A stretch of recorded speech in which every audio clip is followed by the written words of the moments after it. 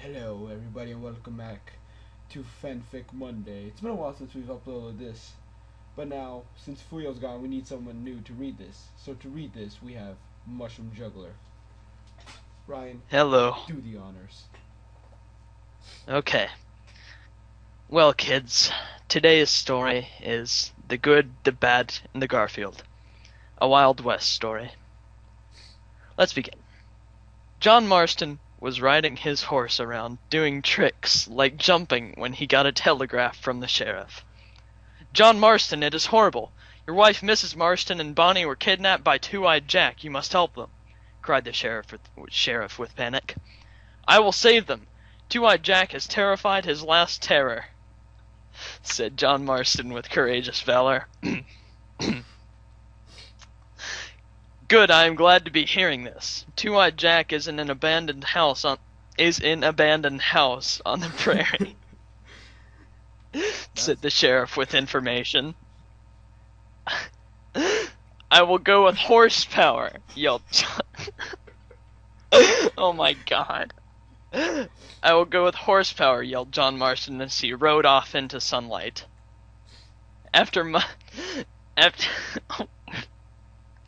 Okay, alright. After much vigorous riding, John Marston arrived at the abandoned house where Two-Eyed Jack was holding out. "Two-Eyed Jack, you better be coming out and releasing my wife and Bonnie, or else I will serve you a bullet sandwich," yelled John Marston with attitude. After John Marston yelled, hundreds of bandits surrounded him from outside. It was a trap. The sheriff then came out from the house. "Ha ha, John Marston. I am working for Two-Eyed Jack, and now this is your final rest stop, Mr. Cowboy, so prepare for doom," said the sheriff with evil grin. Aw, I like the sheriff. As John... In Red Dead Redemption, he was cool. Yeah, I agree. He was a good guy. As John Marston prepared for his final standoff, the noise of a riding horse was heard. All of a sudden, cool cowboy music was heard by all. In the distance, John Marston and the bandits saw a manly orange figure riding a rainbow horse. The horse galloped with mighty swooshing into the crowd of bandits. "It is Garfield, the fastest and manliest cat in the West," said the sheriff with pitch-cold fear. All the criminals gasped in awe and fear of Garfield as he rode among them. "This is right, criminal scum. I am the sword of justice and I need sharpening," roared Garfield with manly vocals as he puffed his cigarette. Garfield took his 6-shooters and mowed down criminal scum with great ease as his eyes raged with anger. "Garfield, spare me! I had no choice but to help Two-Eyed Jack," begged the sheriff with crying. "Here is your mercy," said Garfield as he grabbed the sheriff by his neck and threw him at passing-by cougar to be munched on. "Thank you, Garfield, for this snack," said the cougar with gratitude as he feasted on evil flesh. Wow, cougars can talk. Yes, and thank you. Yes, and thank you, Garfield. Yes, and thank you, Garfield, for saving me, thanked John Marston with respect as he lit a cigarette for smoking. "Smoking is bad for you," said Garfield as she took Garfield's a girl? What? "Smoking is bad for you," said Garfield as she took John Marston's cigarette out of his mouth and put it in his own, smoking 2 cigarettes at once. It must have been a typo. As you see, it says "a she." It must have been "as he." Oh, I see. "Forgive me for rudeness, but I must go and save my wife and Bonnie," said John Marston with worried hurry. "I will help. I will not let women be in peril," said Garfield as he pumped his fist for manly pose. "Thank you, Garfield. I am forever grateful for your masculine help. Let us ride into western sand," said John Marston as he and Garfield rode off in searching. Garfield and John Marston rode off in the desert winds in search of Two-Eyed Jack. While riding, Garfield and John had personal talks. "Garfield, I am a gunslinger, but I want to retire, yet there is always villainy that needs stopping," sighed John Marston with sadness. "I will never retire. My favorite foods are lasagna and the blood of the wicked," said Garfield with heroism. After more riding, Garfield and John Marston saw Two-Eyed Jack in his castle cave. Mrs. Marston and Bonnie were also tied up there, held in captive. Ha ha, John Marston, even with the manly power of Garfield you will not get your wife and Bonnie back, said Two-Eyed Jack with mocking evil. As Two-Eyed Jack crackled with evil, his minions rode on evil horses surrounding Garfield and John Marston. Garfield, we are surrounded, cried out John Marston in panic. It was then that they all heard a familiar voice from the desert air. Amako! It was John Arbuckle in a cowboy hat.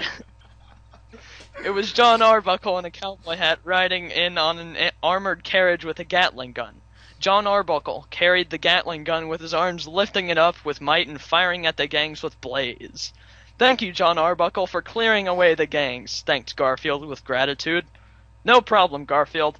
I'm your ally and fight for justice and comrade in arms, said John Arbuckle with pride. Garfield cornered Two-Eyed Jack ready for an action shootout. Garfield, you may have defeated my gangs, but you cannot beat my speedy hands. I challenge you to a shootout, challenged Two-Eyed Jack with challenge. You are on, you vile swine, snarled Garfield with bravery. Garfield and Two-Eyed Jack stood face to face in shootout pose. They stood for what felt like hours in suspense. Two-Eyed Jack twitched with nervousness, but Garfield was calm as icy stream in May weather. Then with sudden movement, Two-Eyed Jack reached for his gun with great speed. He had his gun ready for firing, but then Garfield, with speed faster than lightning, drew his gun and fired in flash, hitting Two-Eyed Jack in the head. There's a third eye so you can see better, quipped Garfield with clever humor. Buzzing. After defeating Two-Eyed Jack, What? Buzzing. After defeating Two-Eyed Jack, Garfield released Bonnie and Mrs. Marston. John Marston rushed to his wife, ready to greet her. I am in your hugging embrace, said John Marston. I am glad to see you too, John, but I am sorry to say Garfield is more man than you and handsomer, said Mrs. Marston, looking at Garfield with longing eyes. Yep, you know what's coming. Yes, Garfield, you're... Whoever is younger... Yeah, absolutely. Whoever is younger than 18, please step away. Oh, God, I don't know if I'm ready.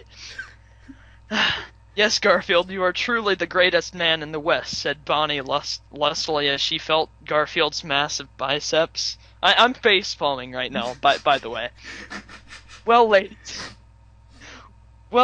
care to take trip on my horse, said Garfield with a seductive wink. Ooh.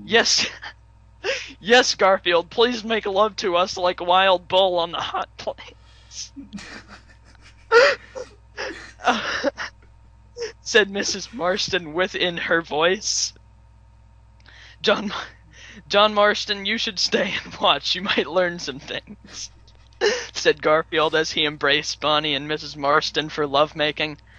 Bonnie and Mrs. Marston began massaging Garfield all over with oil. Where'd they get the They oil? massaged...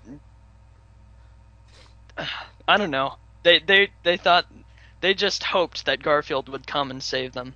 And turns out they were correct. They messaged his back, and especially in between his legs, which made him very happy. They then took their clothes off and began giving Garfield much oral loving, making him happy cowboy cat. John Marston looked on with approval as Garfield and the ladies rubbed their bodies, becoming one. Ooh. Ladies, show me what Western girls can do. Pleasure each other for my entertainment, said Garfield as he sat back with a smile. Yes, Garfield, anything for you, said Bonnie as she began to kiss Mrs.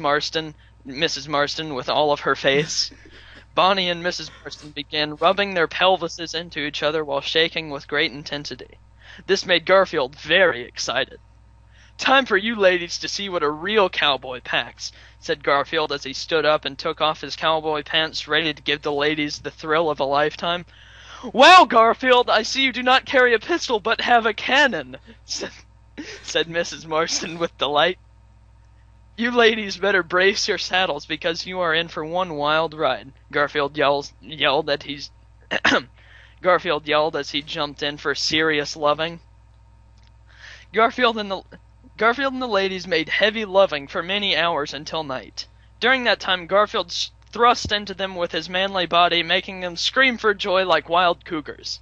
John Marston continued to watch with great admiration for his friend Garfield and learned many tips and tricks. As morning broke, Garfield and the ladies awoke. "Garfield, can you not stay longer?" pined Body with sadness. "Yes, Garfield, please stay and pleasure us more," begged Mrs. Marston. "I'm sorry, ladies, but I must go. There is evil to punish," declared Garfield with heroism. Garfield got up and joined John Marston to say his goodbyes. "I guess this is goodbye, Garfield," John Marston said to Garfield with a tear in his eye. "Yes, you must look after these ladies. They need loving," said Garfield as he shook John Marston's hand. As John and Garfield said their goodbyes, they heard a loud howl. It was mankind's oldest enemy, the coyotes.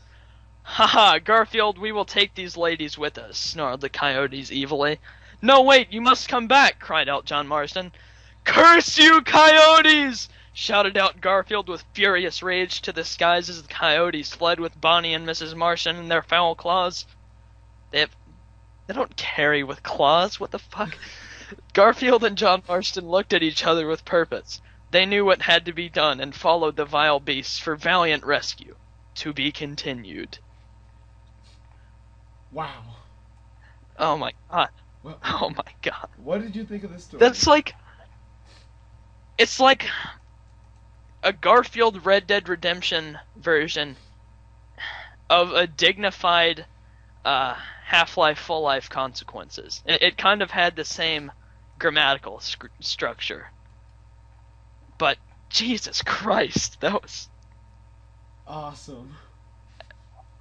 Wow. That was... There really are no words to describe what I just read. And you know what's the best part? Yeah. This Garfield What? is actually part of a lot more stories. This Garfield is actually a main character for like 11 more stories from this author. Whoever wrote this, I guess Shakespeare, Hemingway, he's a desperate motherfucker to have to put Garfield with Red Dead Redemption and John Marston. Oh yeah? And then He did it with Garfield and High School Musical. He did it with Garfield and Half-Life. He did it with Garfield and Halo. It was wow. Is this guy a furry? He sounds like a furry. I don't know. But wow. I'm still having a hard time reorienting myself to the real world. Hey, think of it on the bright side. At least it's not the Gardevoir one. What? The Gardevoir one. At least it's not as bad as that one. Oh god. Oh god. Well, there's no sir. The weird thing about that one is it's really well written. It's tremendous writing. But the guy that wrote it, he makes me sick. He's Yes. This Gardevoir story, for those of you who want to know, we would read it, but it is so disturbing, so fucked up, that if we were to read it, we would get flagged and our channel would be destroyed. I'm not I'll joking. look. Man, what's that story called? It's just the Pokemon story, isn't it? Yeah, I think it's that. Guys, don't look this up. Seriously, just don't. You know what? I'm gonna put a link to the Gardevoir story in the description for those of you who actually want to read it. It's going to be in the description. If those of you want to read it, be my guest. Oh wait, hang on. I think I may have just found a reading of it on YouTube. Are you serious? Nope. I don't know if it. Hang on. Wasn't it on Fanfic Friday? No, it was on Topless. Well, yeah. Is that on Topless Robot? Yep. Here it is. Fanfic Friday. The Pokemon story. No, Oh, yes. I think it is allowed on YouTube. I found it. I think it is. I don't think they can flag you for it. Oh my god, I found it. It's right here. Well, people, next time we read Have fun and bring a vomit bucket. Next time we read the Pokemon story. Oh fuck. Until next time. Yeah, bye.